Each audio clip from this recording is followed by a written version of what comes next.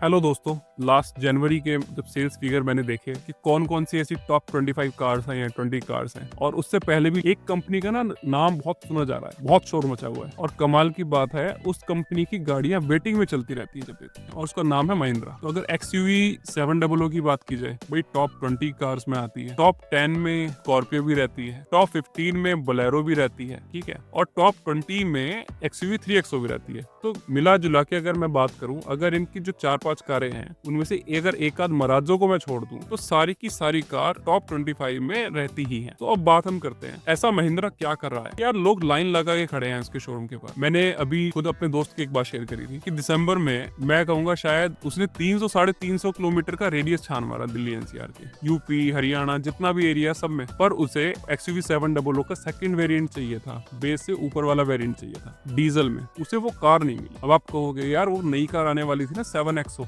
इस वजह से 700 नहीं मिली। ऐसा बिल्कुल मान लिया 7XO आने वाली थी, पर क्या यार इतनी बड़ी कंपनी कहीं पर कोई स्टॉक ही खाली नहीं है, कहीं पे कोई एक कार स्टॉक में थी ही नहीं कि डीजल कार मिल जाए। तो ये तो चलो अलग बात होगी। मैं बात करता हूँ स्कॉर्पियो की। स्कॉर्पियो भी देखी तो स्कॉर्पियो के लिए वो कहता है सर कोई डिस्काउंट ईयर एंड, कह रहे कोई डिस्काउंट ही नहीं है। और to be honest I will tell you, जब सितंबर में ये GST रिवीजन का ये सब खेल हुआ, तो उससे पहले GST 2.0 आने से पहले जब GST ज्यादा हुआ करता था, सभी के सभी मॉडल जो उस प्राइस पे थे GST कम होने के बाद और महंगे हो गए। ये बड़ी सोचने वाली बात है। तो भाई GST कम हुआ तो प्राइस कम होने चाहिए ना, लेकिन प्राइस और ज्यादा हो गए। वही हाल 3XO का है। सारी कंपनियां अपनी गाड़ियों पे दे रही है 50,000 रुपए का डिस्काउंट, 1 लाख का डिस्काउंट, 70,000 रुपए का डिस्काउंट। 3XO में आपको डिस्काउंट मिलेगा 5,000 रुपए का या 10,000। This is the maximum discount you can avail. हाँ, ये मानता हूँ कि वेरिएंट वाइज है, पर वेरिएंट में अगर आप ज्यादा से ज्यादा डिस्काउंट भी लोगे तो भी 20,000 रुपए आपको बहुत हाथ पैर जोड़ने के बाद मिलेगा। तो ऐसा क्या महिंद्रा ने अपनी गाड़ियों में लगा रखा है या लोगों के दिमाग में डाल दिया है? तो मैं कहूंगा एक्चुअली महिंद्रा की कार में ऐसा नहीं है, इसे कहेंगे प्रॉपर मार्केट एनालिसिस। आज की डेट में लोगों को कार चाहिए, तो कार तो भाई साहब मारुति ऑल्टो भी आती है। आप में से हम में से कितने ऐसे लोग हैं जो ये ख्वाब देखते हैं कि मैं बड़ा होकर मारुति ऑल्टो लूंगा, या फिर मेरे पास आ जाएंगे पैसे मैं हुंडई की सेंट्रो लूंगा या फिर टाटा की टियागो लूंगा। ये सभी कार है, इनमें से मैं तो कह रहा हूँ 5 स्टार रेटिंग वाली कार भी है, स्कोडा काइलिक की बात कर लो या 4 स्टार रेटिंग वाली अब टियागो की बात कर लो, लेकिन सपना उसका नहीं देखा जाता। सपना देखा जाता है बड़ी गाड़ी का। तो महिंद्रा ने इंडियन साइकोलॉजी को समझ लिया कि भाई जिस घर में कार आती है ना, तो उस घर के आसपास के जितने घर हैं सब में शोर मच जाता है, फलाने आदमी ने कार ली। कौन सी कार ली यार? बड़ी कार ली है, ठीक है। तो वो चीज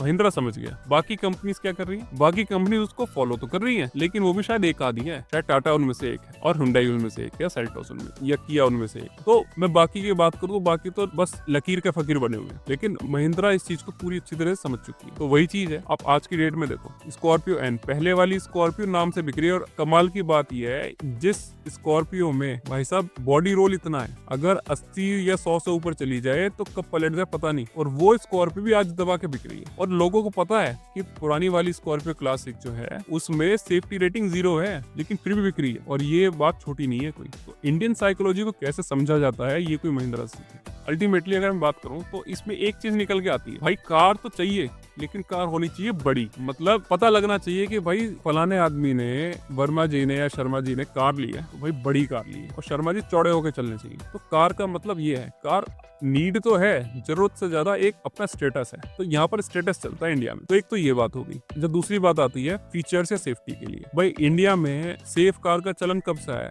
जब से टाटा टियागो आई है या नेक्सॉन आई है, वरना उससे पहले सेफ कार कोई पूछता नहीं था। ये जो मैं कहूंगा रिवॉल्यूशन लेके आया ना सेफ्टी का, इसका 100% क्रेडिट अगर किसी को जाता है वो है टाटा। वरना उससे पहले वॉक्सवैगन की कार तो पहले भी आ रही थी, मजबूत कार थी, फोर्ड में मजबूत कार थी, लेकिन उस चीज को मार्केटिंग में कैसे लेके आए, वो काम तो भाई टाटा ने किया है। लेकिन वही वाली बात है, काम उन्होंने कर दिया, लेकिन उसके लड्डू जो खा रहा है ना वो महिंद्रा खा रहा है। महिंद्रा की कार में बोल बालो तो था, स्कॉर्पियो थी क्लासिक, नाम से बिक रही थी, ठीक है। अब उन्होंने देखा कि यार मार्केट में ना टाटा वालों की कार बिकनी शुरू हो गई, और बेच किस USP पे रहे कि सेफ कार है, हमसे ज्यादा सेफ कार तो कोई बनाता ही नहीं। तो महिंद्रा ने क्या किया, भाई बड़ी कार तो बना ही रहे हैं, लोगों की साइकोलॉजी को तो वो मीट कर ही रहे हैं, लेकिन जो थोड़े बहुत लोग पीछे हट रहे थे ना, तो उन्होंने क्या करा, भाई स्कॉर्पियो एन निकाल दी। दूसरा जो फैक्टर था लोगों के अंदर, यार सेफ कार होगी तो ही लूंगा, इसीलिए टाटा के पास जा रहे थे। अब वही आदमी अब वापस महिंद्रा के पास आ रहा है, भाई स्कॉर्पियो पहले वाली भी है, भाई आपको सेफ्टी वेफ्टी की बात करनी है नहीं करनी तो देख लो, लेकिन आपको सेफ ही चाहिए तो स्कॉर्पियो एन में आ जाओ। कार 5 स्टार रेटेड है, ठीक है, और टॉर पूरी है कार में, ऊंची कार है। उससे पहले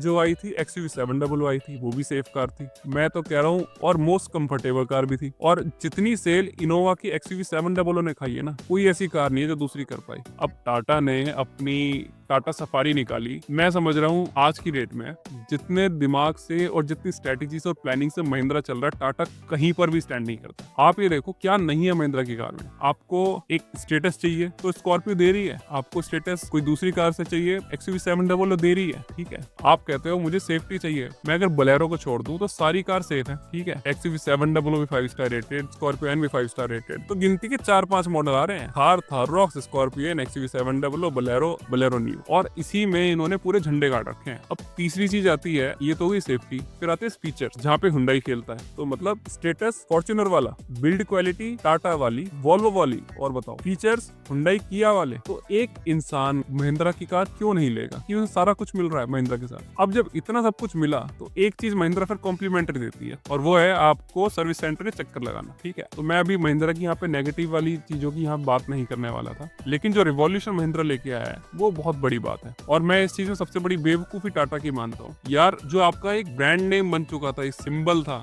सफारी, आपने उस सफारी के नाम को बिल्कुल वेस्ट कर दिया। वरना महिंद्रा के पास स्कॉर्पियो का एक ब्रांड बन चुका, तो महिंद्रा ने उस स्कॉर्पियो के ब्रांड को मेंटेन रखा, वो आ रही है आज भी क्लासिक, पर उन्होंने क्या करा, स्कॉर्पियो एन लेके आए। तो एक ब्रांड से, एक स्कॉर्पियो के नाम से उन्होंने 2 गाड़ियां बेच रहे हैं आज की डेट में। आप XUV 700 की बात करो, XUV एक आती थी XUV 500, XUV 300, 700, भाई साहब 2 गाड़ी बेच दी अलग से XUV के नाम पे। तो आप मुझे बताओ, आपकी मार्केटिंग स्ट्रेटेजी करने वाले लोग, और अभी मैं इसके अलावा फोर्थ पॉइंट पे तो आया ही नहीं हूँ, द पावर ऑफ इंजन। भाई लोग कह रहे हैं इंडिया में ना लोगों को चाहिए माइलेज के पीछे भाग रहे हैं। मारुति की गाड़ी इसलिए बिक रही है। आज की डेट में 3rd लार्जेस्ट मैन्युफैक्चरर महिंद्रा है, और महिंद्रा की कौन सी कार ऐसी है जो सबसे बेस्ट माइलेज देती है? कोई भी नहीं देती। डीजल में जो आपको 12-13 माइलेज दे भी देती होंगी, चाहे स्कॉर्पियो एन है, XUV 700 है, भाई साहब आप इनके पेट्रोल से माइलेज निकाल के दिखा दो तो, लेकिन लोग फिर भी ले रहे हैं। जो गाड़ियां 7 का माइलेज, 8 का माइलेज, 6 का माइलेज, 5 का माइलेज देती है पेट्रोल में, स्कॉर्पियो एन या 700 गाड़ियां फिर भी बिक रही है। तो वो कहते हैं ना कि सस्ता नहीं बिक रहा। भाई साहब आप वैल्यू क्या दे रहे हो, सामने वाले को चाहिए क्या, आप वो दे रहे हो ना, तो बिक रहा है।